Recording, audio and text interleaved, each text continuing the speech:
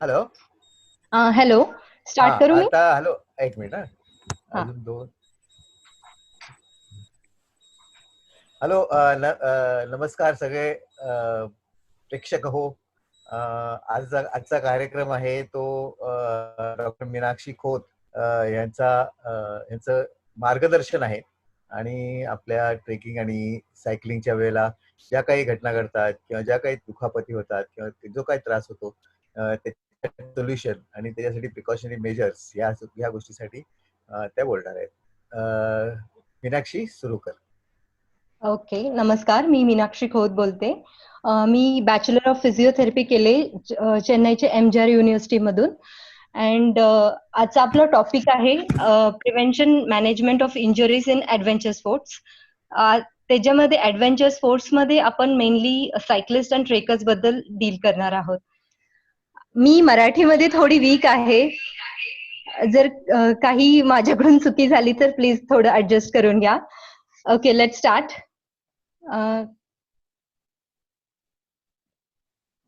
Okay, first आपण आपले आउटलाईन्स बघू. आजच्या टॉपिकचे आउटलाईन्स आहेत injuries, causes, prevention, management. Okay okay first acute injuries बद्दल मी बोलते. सायकलिस्ट अँड ट्रेकर्स मध्ये जे ऑन द स्पॉट इंजुरीज होणारे आहेत, मोस्ट कॉमन इंजुरीज आहेत fractures and sprain. Okay, in detail आपण बघू. Fractures first. फ्रॅक्चर मध्ये मोस्टली बघितलं तर आपण कॉलर बोनचे फ्रॅक्चर आणि स्कॅफॉल्ड बोनचं फ्रॅक्चर होतो. इथं कॉलर बोन दिसतोय. हा दिसतोय तो कॉलर बोन आहे आणि तो स्कॅफॉल्ड बोन आहे. ओके, कॉलर बोनचं फ्रॅक्चर जेव्हा एखादी व्यक्ती शोल्डर वरती लँड होते तेव्हा हा कॉलर बोन फ्रॅक्चर होतो, आणि जेव्हा हातावरती लँड होते तेव्हा स्कॅफॉल्ड बोनचं फ्रॅक्चर्स होतं. हे फ्रॅक्चर्स आहेत. आणि स्कॅफॉल्ड बोनचं फ्रॅक्चरचं पेन इथे ह्या रिजन मध्ये दिसतो, अंगठ्याच्या खालच्या भागात, रिस्ट जिथे स्टार्ट होते. आणि नेक्स्ट मी स्प्रेन्स बद्दल सांगते. ओके, स्प्रेन हे लिगमेंट मध्ये होतो. जॉईंटला एक स्ट्रक्चर असतो, ते म्हणजे लिगमेंट आहे. लिगमेंटचा पर्पज असतो की जॉईंटची स्टेबिलिटी मेंटेन करणे. प्रत्येक जॉईंटचा एक रेंज असतो आणि त्या रेंजच्या बियॉन्ड मुवमेंट होऊ नये म्हणून प्रिव्हेंट करण्यासाठी लिगमेंटचं काम आहे. आणि हे लिगमेंट इंजुरी 3 ग्रेड्स मध्ये डिवाइड होतात. First grade, second grade and third grade. हे जेवढे फायबर जे टेअर होतात त्याच्या हिशोबाने grade 1, grade 2 and grade 3 decide केले जातात. ग्रेड 1 अँड 2 तिथे सर्जिकल मॅनेजमेंटची गरज नाही. With physiotherapy it gets treated. And grade 3 ला सर्जरी करणं गरजेचं आहे.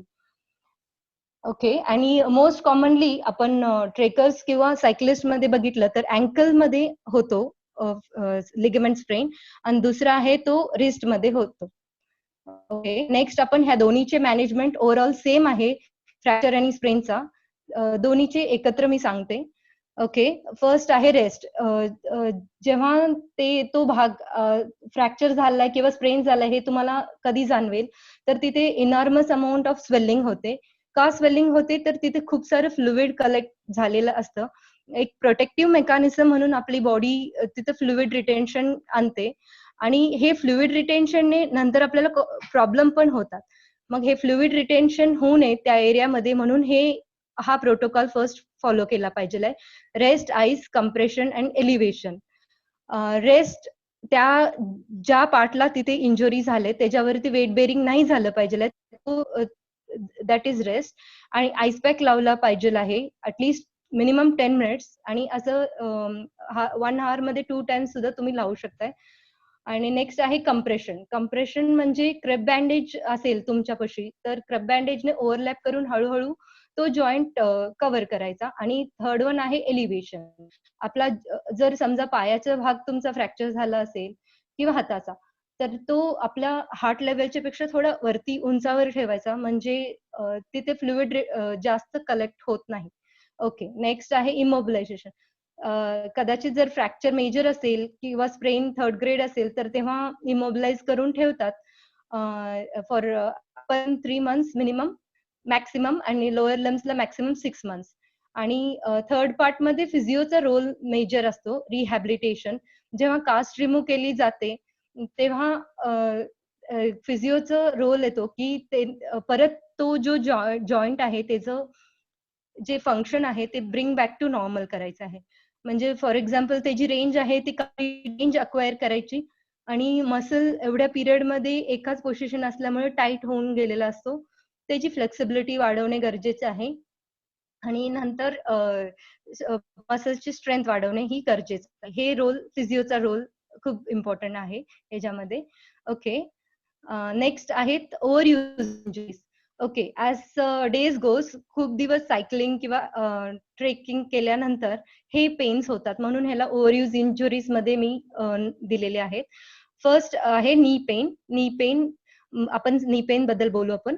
ओके, नी पेन मध्ये common 2 type of knee pain cyclist आणि ट्रेकर्स मध्ये पाहिले जातात.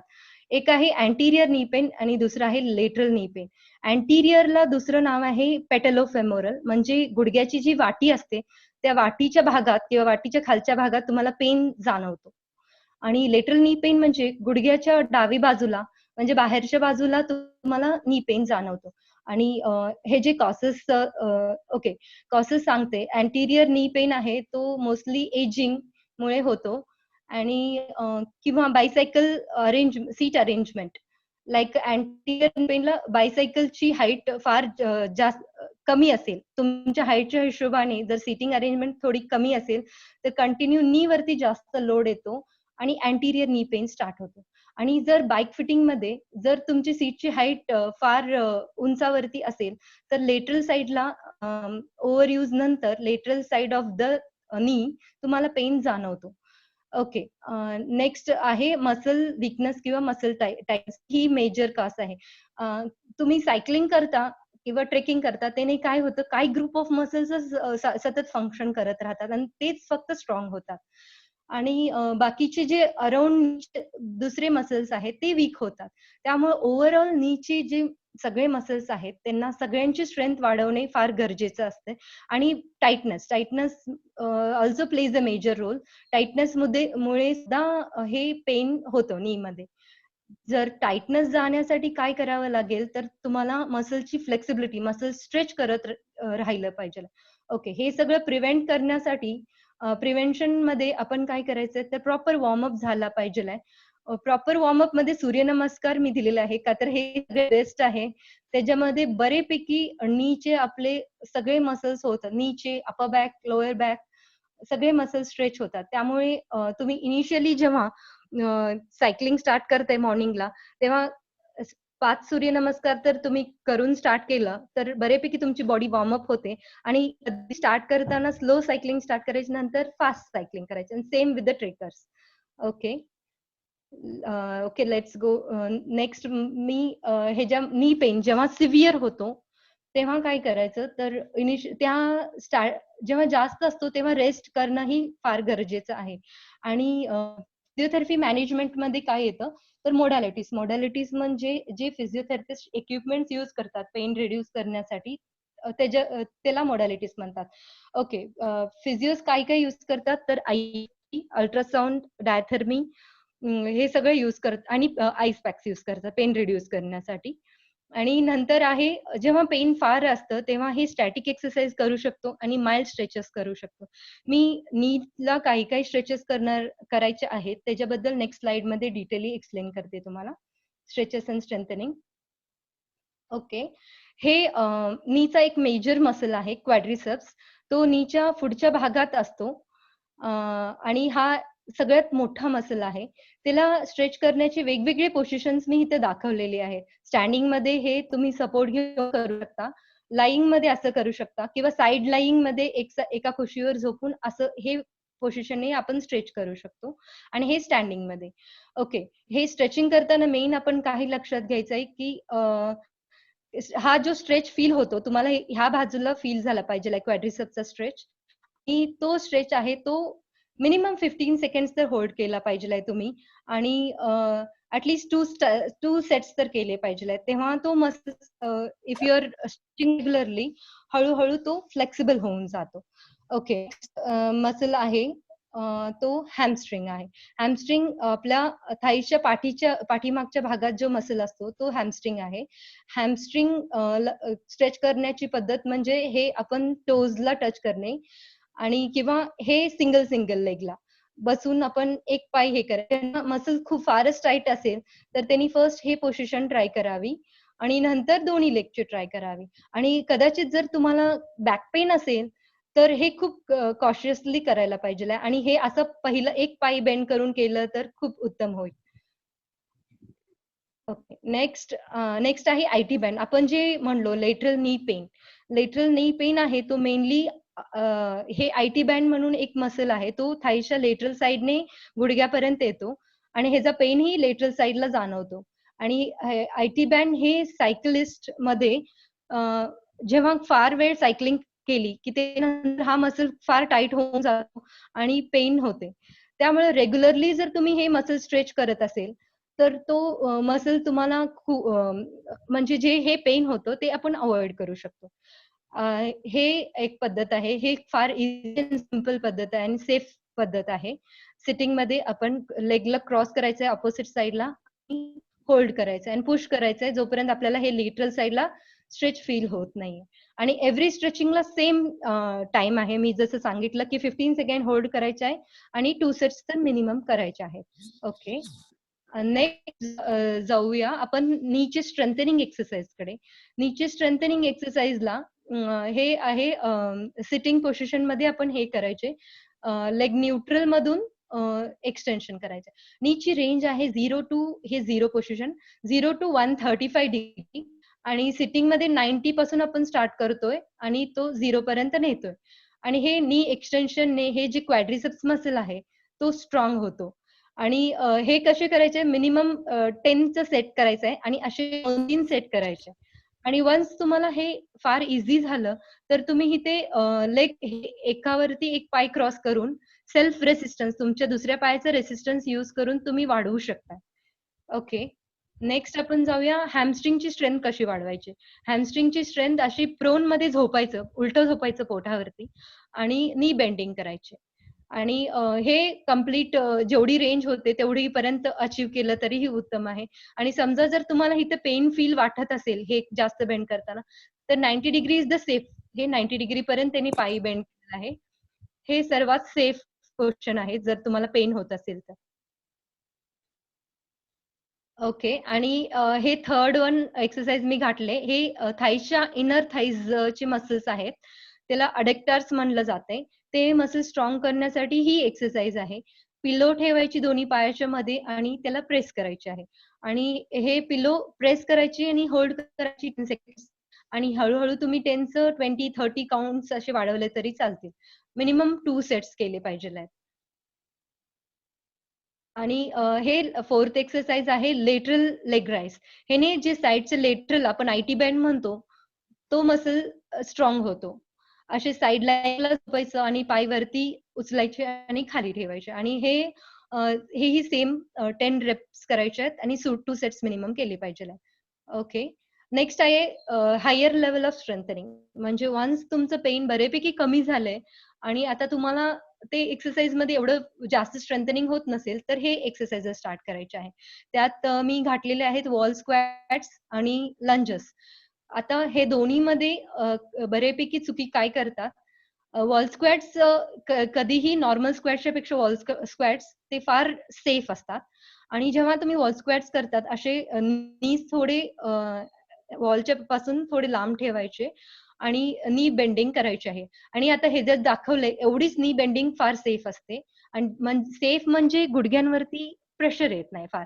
तुम्ही समजा जर तुमचा नी आहे टोसच्या पुढे गेला तर जी आपली लाईन ऑफ ग्रॅव्हिटी वेट असते बॉडीचे मॅक्सिमम वेट आहे ते नीच्या अँटिरियर साइडला येतं आणि फर्दर अँटिरियर नी पेन होऊ शकतो. त्यामुळे हे सेफ लेवल आहे नी स्ट्रेंथनिंग करण्यासाठी.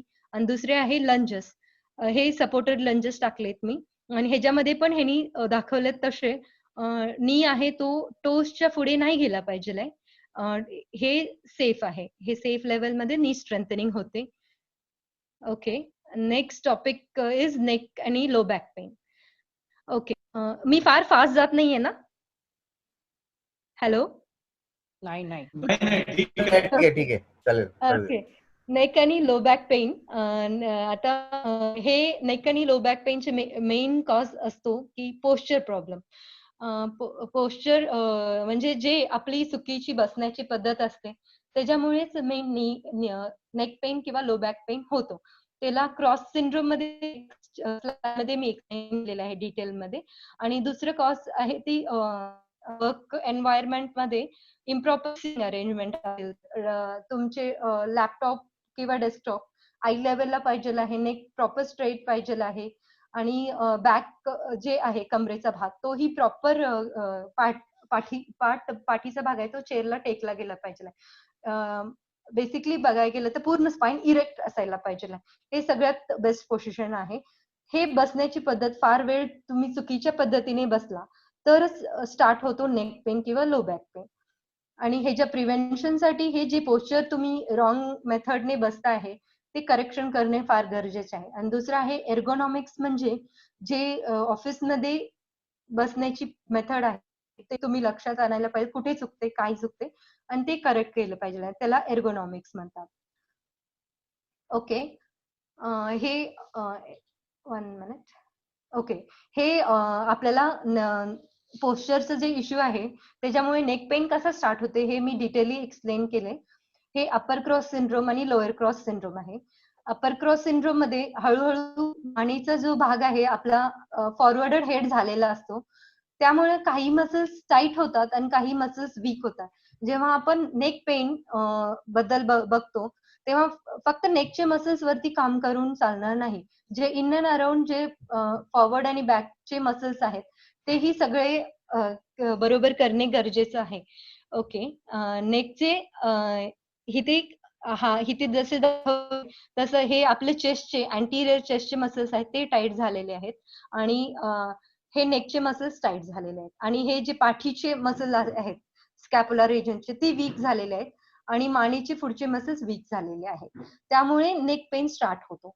आणि same with the back pain, बॅकचा जो स्पाइन आहे, ओके, इथे मी लाईन ऑफ ग्रॅव्हिटी हे तुम्हाला सांगायला इच्छुक आहे.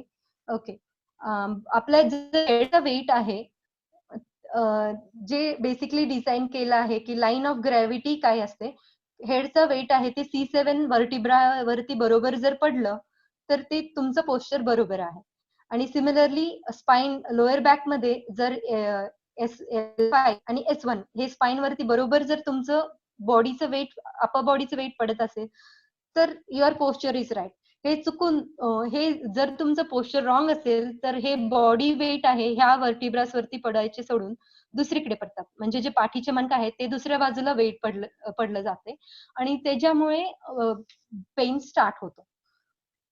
ओके.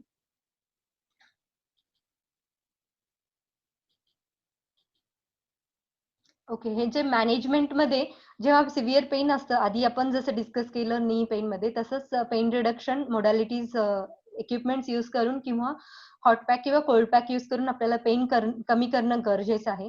नंतर आहे range of motion exercise. Okay, त्याच्याबद्दल मी सांगते आता. Okay. Range of motion exercise म्हणजे जे आपला रेंज असतो, मानेचा टोटल रेंज आहे तो पूर्ण युटिलाइज गेला पाहिजे. जेव्हा नेक पेन स्टार्ट होते तेव्हा हे इझी एक्सरसाइजेस हे डेली करणे गरजेचे आहे. जसं नेकचं हे रेंज आहे, एक्सटेन्शन हे फॉरवर्ड फ्लेक्शन हे कम्प्लिटली अचीव केलं गेलं पाहिजे, म्हणजे पूर्ण रेंज करणं गरजेचं आहे. सेम विथ द साइड फ्लेक्शन्स आणि साइड रोटेशन्स. ह्या पिक्चर मध्ये जे दाखवलेलं आहे ते कम्प्लीट रेंज त्यांनी अचीव केलेलं आहे. म्हणजे जे साइड फ्लेक्शन आहे ते 45 डिग्री आहे आणि साइड बेंडिंग आणि हे rotation. Side bending 0 to 45 from here right side and left side आणि दिस इज रोटेशन. ओके. आणि नेक्स्ट आहे जर आपल्याला ट्रीटमेंट करायचं असेल किंवा नेक मध्ये फार पेन होत असेल तर स्ट्रेचिंग, हे नेकचे मसल स्ट्रेच करण्याचे 2 मेथड्स दाखवले. हे ट्रॅपिझियस स्ट्रेच करण्याचे आहे, स्केलिनी मसल स्ट्रेच करण्याचे आहे, आणि हे ट्रॅपिझियस मसल स्ट्रेच करण्याचे आहे. हे आता बेस्ट पोझिशन सांगते. खुर्चीवरती बसणे आणि जो एक हात आहे त्याने खुर्चीला पकडणे आणि आपली मान आहे ते 45 डिग्रीजला टर्न करणे. नाक आणि एल्बो एक लाईन मध्ये आलं पाहिजे आणि अशा हाताने स्लोली खाली पुश करायचं आहे. जेव्हा तुम्हाला इथे स्ट्रेच फील होते तिथे तुम्हाला होल्ड करायचं आहे 15 सेकंड. आणि हे एकदम इझिली आणि कम्फर्टेबली झालं पाहिजे.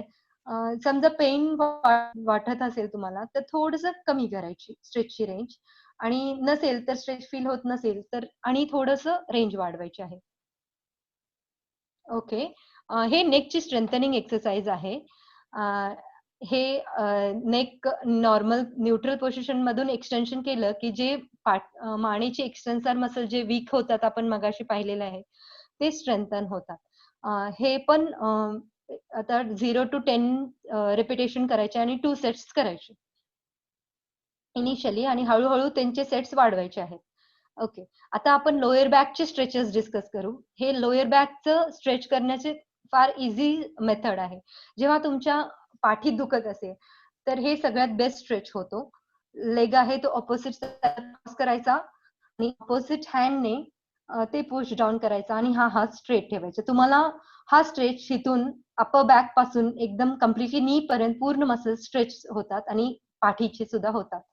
आणि हा स्ट्रेच 10 to 15 सेकंड होल्ड करायचा आहे आणि 2 सेट्स करायचे आहेत, सेम राईट लेगला आणि लेफ्ट लेगला. ओके. आता हे मी बॅकचे थोडे स्ट्रेंथनिंग एक्सरसाइज दाखवले आहेत. हे आहे लेग एक्सटेन्शन. पालथे झोपून असा हा पाय वरती उचलायचा. ह्याने काय होतं, हे लोअर बॅक जे आहे ते जे मसल्स सगळे स्ट्रॉंग होतात. आणि हेही 10 रेप्स करायचे आहे आणि 2 सेट्स आहे.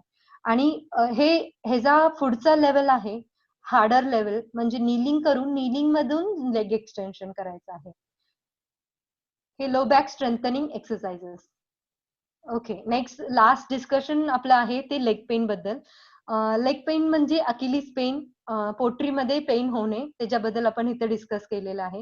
हे जे मेजर कॉसेस आहे तर डिहायड्रेशन किंवा मिनरल डेफिशियन्सी, आणि नंतर लेगमध्ये स्वेलिंग येणे किंवा लेगचे मसल्स टाईट असणे किंवा लेग क्रॅम्प्स येणे. लेग क्रॅम्प्स बघितले तर जेव्हा आपण फार ओव्हर यूज करतो, खूप लॉंग टाइमला सायकलिंग केली जाते तेव्हा क्रॅम्प्स येतात. ओके. आणि हे होण्यासाठी प्रिव्हेन्शन म्हणजे प्रॉपर हायड्रेशन असायला पाहिजे, मिनरल्स इनटेक प्रॉपर असायला पाहिजे आणि रेग्युलर इंटरव्हल्स मध्ये कॉफ मसल स्ट्रेच केले पाहिजे. आणि जेव्हा क्रॅम्प येतो तर तुम्ही थोडी रेस्ट करा आणि ते ज्या भागात क्रॅम्प आलाय तिथे माइल्ड नीडिंग करा किंवा त्या मसलला माइल्ड मसाज करा, म्हणजे तो क्रॅम्प कमी होतो. आणि जर तुम्हाला पेन परमिट करत असेल तर थोडे कॉफचे स्ट्रेच करायचं आहे, आणि कॉफचे स्ट्रेच मी आता एक्सप्लेन करते. ओके. हे ट्रीटमेंट आहे. जर लेग पेन होत असेल तर रेस्ट, आयझिंग, मसल रिलीज, आपण आता जे डिस्कस केलं ते, स्ट्रेचिंग आणि स्ट्रेंथनिंग. ओके. हे कॉफ मसल स्ट्रेच करण्याचे वेगवेगळे पद्धत आहे. हे स्टँडिंग मध्ये वॉल सपोर्टेड करायचे आहे. ह्याच्यात पाठीमागचा मसल आहे त्याच्यामध्ये स्ट्रेच होतोय, आणि हे जेव्हा आपण हील खाली नेतो तेव्हा तुम्हाला हे स्ट्रेच फील होतो, आणि हे स्ट्रेच होल्ड करायचं आहे तिथेच 15 सेकंडसाठी. आणि हे मीनाक्षी, आवाज येत सिटिंग. नाहीये. ओके. हे सिटिंग पोश्चर मध्ये कॉफ मसल स्ट्रेच करायचं आहे, आणि हे कॉफला असं फुटला टॉवेलने होल्ड करायचा आणि तो स्ट्रेच करायचा, आणि तो स्ट्रेच आहे तो 15 सेकंड्स मिनिमम होल्ड करायचा आणि 2 सेट्स करायचे. ओके. नेक्स्ट आहे स्ट्रेंथनिंग एक्सरसाइजेस. आता हा कॉफ इथे पाठीमागे असणारा मसल आहे, मेनली गॅस्ट्रोनिमियस आणि सोलियस, आणि ते येऊन हेलला संपतात. आणि जेव्हा ह्याचं मेन फंक्शन आहे की आपल्या बॉडीला वरती लिफ्ट करणे. मग ह्याची एक्सरसाइज ही सेम आहे. वॉल सपोर्टेड तुम्ही स्टँड करायचे आहे आणि दोन्ही फूट वरती उचला, हिल राईज करायची आहे तुम्हाला. आणि हे 10 to 15 रेप्स करायचे आहेत, 2 सेट्स करायचे इनिशियली.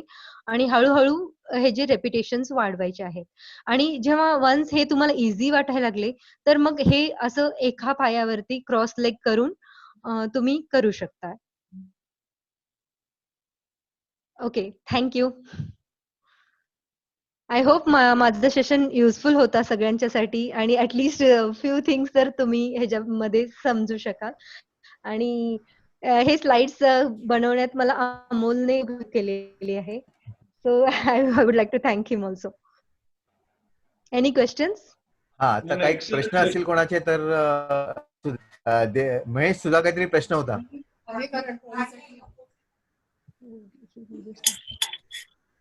हा, माझा प्रश्न असा होता, सायटिका नर्व पेन कशामुळे होतं आणि त्याच्यासाठी काय काळजी घ्यायला पाहिजे?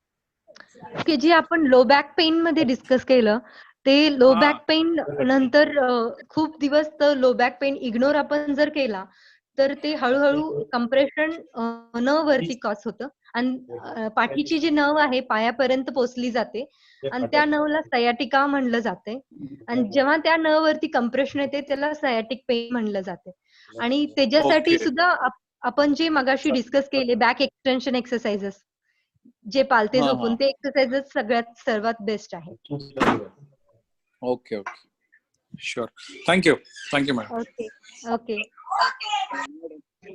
मॅडम, अँकल स्ट्रेन साठी काय सजेस्ट कराल तुम्ही एक्सरसाइज? ओके, अँकल स्ट्रेन तुमची फर्स्ट ग्रेड सेकंड ग्रेड कोणती झाले? म्हणजे सर्जरी नाही केलेली आहे ना, माइल्ड स्प्रेन झालेला आहे. Second yes. Grade. Okay, second grade वरती होता. ओके, ते हे होऊन खूप दिवस झाले असतील, तर तेव्हा अँकल स्प्रेन झालाय तर त्याला कॉफ मसलचे आपण जे स्ट्रेचेस आणि स्ट्रेंथनिंग दाखवलेत ते करणं गरजेचे आहे. आपण जे आता डिस्कस केले तर. हॅलो. थँक्यू. ओके ओके, अजून किती टाइम आहे? 10 मिनिटे. ओके, मग मी एक सांगायची विसरले, मी त्याच्याबद्दल सांगू इच्छुक आहे. जेव्हा अँकल स्प्रेन किंवा फ्रॅक्चर्स होतात, त्याच्यानंतर हे रिहॅबिलिटेशन मध्ये बरेच डॉक्टर्स काय मिस आउट करतात, तर प्रॉप्रिओसेप्टिव्ह ट्रेनिंग मिस आउट करतात. प्रॉप्रिओसेप्टिव्ह ट्रेनिंग म्हणजे आपल्या जॉईंट मध्ये रिसेप्टर्स असतात, त्यांना प्रॉप्रिओसेप्टर्स किंवा joint sense hello, good guidance. Okay, ते जॉईंट सेन्स रिसेप्टर्स परत जागृत करणे फार गरजेचे असते. जसं आता त्यांनी अँकल स्प्रेन मध्ये विचारलं होतं तेव्हा माझ्या लक्षात आलं. तर ते कसं करायचं, तर तुम्ही जेव्हा तुमच्या पायावरती वजन टाकू शकाल आणि तुमचे पेन कमी झाला असेल, तर तेव्हा डोळे झाकून काउंट्स करायचे, का तर तेव्हा तुम्हाला इनस्टेबिलिटी जाणवेल की मी पडतोय. आणि हे 5 सेकंड्स मध्ये विनेश मेटे. पासून स्टार्ट करायचं आहे आणि हळूहळू 10 सेकंड पर्यंत तुम्हाला डोळे झाकून ते जॉईंट सेन्स गेन करत राहणं गरजेचं आहे. आणि हळूहळू आधी 2 पायावरून स्टार्ट करायचं, नंतर एका पायावरती उभे राहून जॉईंट सेन्स गॅदर करायचं. Okay, tell me. माझा एक प्रश्न आहे मॅडम. हा मॅडम, एक जनरली पेन असलं की 2 प्रकारे आपण त्याला एक तर हीट पॅक देतो किंवा आईस पॅक देतो. कुठल्या पेनसाठी हीट पॅक द्यायचा आणि कुठल्या पेनसाठी आईस पॅक द्यायचा, हा मुद्दा बेसिक डिफरन्स मला हवा आहे.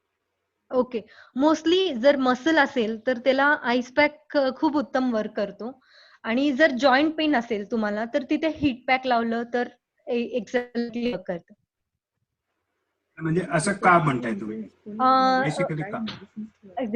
जॉईंट आहे, जॉईंटचा पेन नेहमी वर असतो आणि हीटमुळे काय होतं, सर्क्युलेशन तिथे वाढतं आणि हीट म्हणून जॉईंट वरती heat pack works much better आणि मसल वरती कोल्ड पॅक.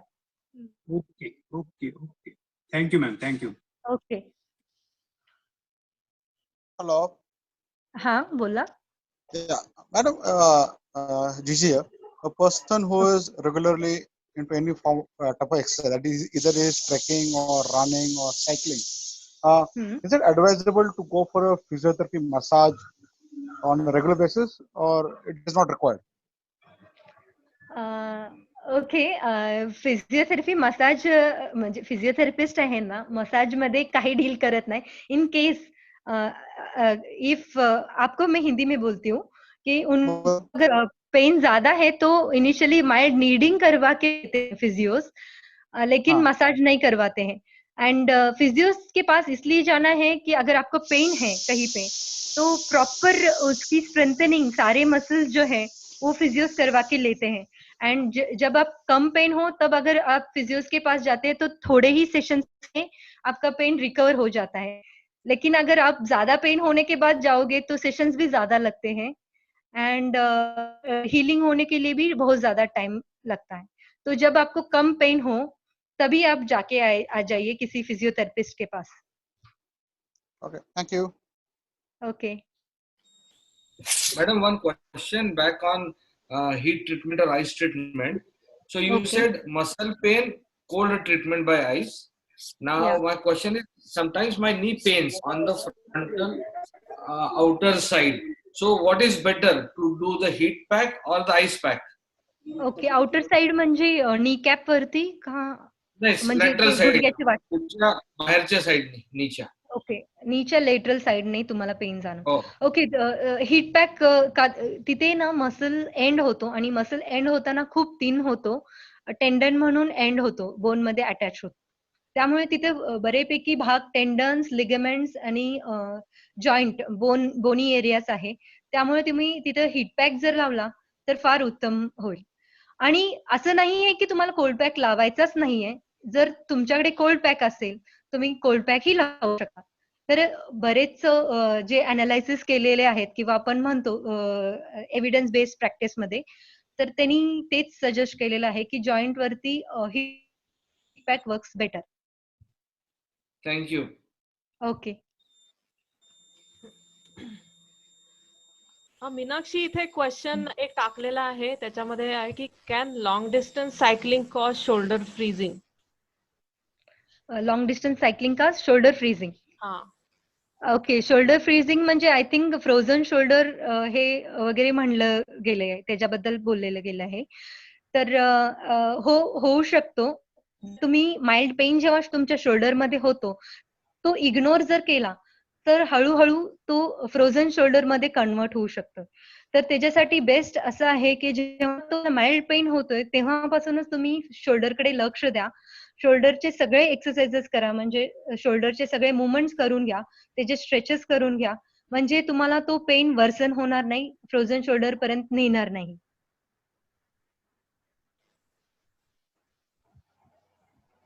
एक इथे Okay. प्रश्न दिसतोय मला रवी पोवाडकरांचा. Can you also speak about Achilles tendon pain? Okay. आपण जे लेग पेन डील केली होती ते मेनली अकिलस मसल वरती डिस्कस केले होते. आणि अकिलस टेंडन म्हणजे जिथं तो मसल संपतो तो भाग आहे. मसल संपतो तो आपल्या फूटच्या पाठीमागच्या भागामध्ये संपतो आणि तिथं तो पेन जाणवतो. तर अकिलस टेंडन पेनला पण जे कॉफचे आपण स्ट्रेचेस मगाशी डिस्कस केले होते तो स्ट्रेच वर्क्स बेटर.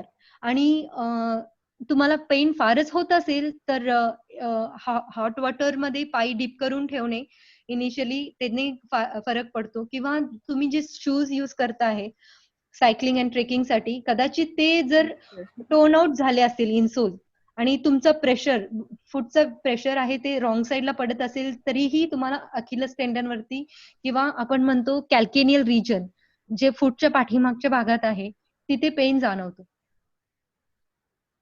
मेडिसिन्स विचारते, इमर्जन्सीला काय काय ठेवली पाहिजे ते विचार.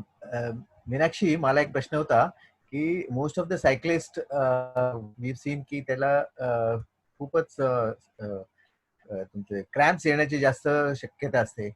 बेसिकली एक तर ऊन असतं, डिहायड्रेशन असतं, हे सगळं मान्य आहे. पण व्हॉट मोर प्रिकॉशन्स और व्हॉट मोर रेमेडियल काही करू शकतो का आपण अजून? ओके. आपण हे जे म्हणजे क्रॅम्प साठी म्हणतात का मेन? हो हो हो. ओके. क्रॅम्प्स.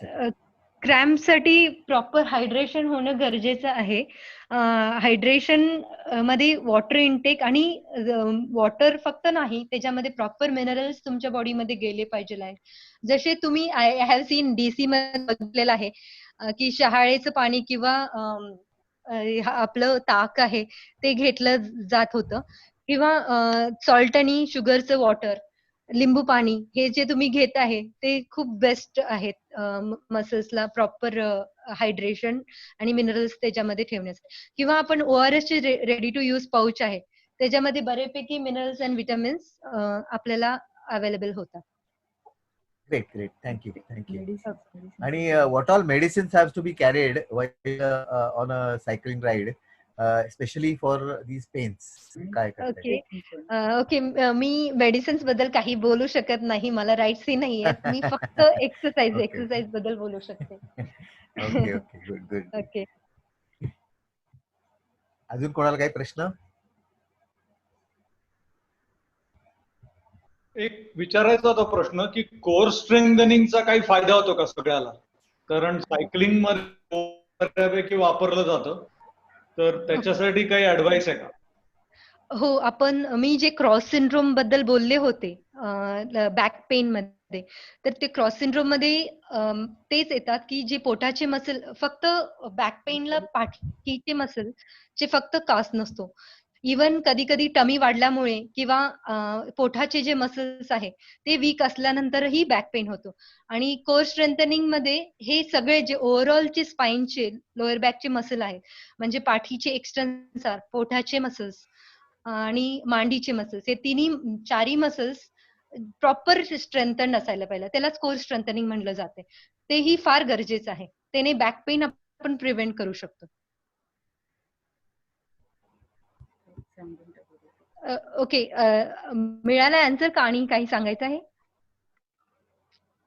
नाही, ठीक आहे. Hello Meenakshi, Monish here. त्यासाठी काही एक्सरसाइजेस रेकमेंडेड असतील तर यू कॅन. ओके, कोर स्ट्रेंथनिंगला सगळ्यात बेस्ट आहे तो प्लँक एक्सरसाइजेस आपण म्हणतो. प्लँक पोझिशन, तो प्लँक पोझिशन मध्ये तुमचे पोटाचे, पाठीचे आणि दोन्ही मांडीचे अँटीरियर अँड पोस्टिरियर साइडचे सारे मसल्स को कॉन्ट्रॅक्ट होतात एका वेळेला ते पोझिशन मेंटेन करण्यासाठी. आणि इनिशियली तुम्ही 5 सेकंड मधून स्टार्ट करा आणि हळूहळू त्याची टायमिंग वाढवा होल्ड करण्याची, जे प्लँक पोझिशन होल्ड करतोय ते. Okay sir. Yeah, thank you. Hi, Monish here, Meenakshi. हा सर, बोला. हाँ, actually what I wanted to know is that कि after a time period of 4 to 5 hours when we are trekking for a long distance, sometimes coffee tightening of muscles हो जाता है, मतलब specifically knee के interior part में. So in those conditions, how मतलब that time the person who is trekking or the group member is not able to stand. So what type of stretching he needs to do at that particular moment to overcome those pain? Okay, हे मी डीसीच्या वेळेला when I went for the DC, even I have noticed this issue. Okay, mainly when the muscle is too tight, it is best to not to stretch in that period. It is best to give some relaxation to the muscle and just mildly massage the muscles with both your hands. दोन्ही tight. Thank you Meenakshi, वेळ झालेली आहे. Thank you very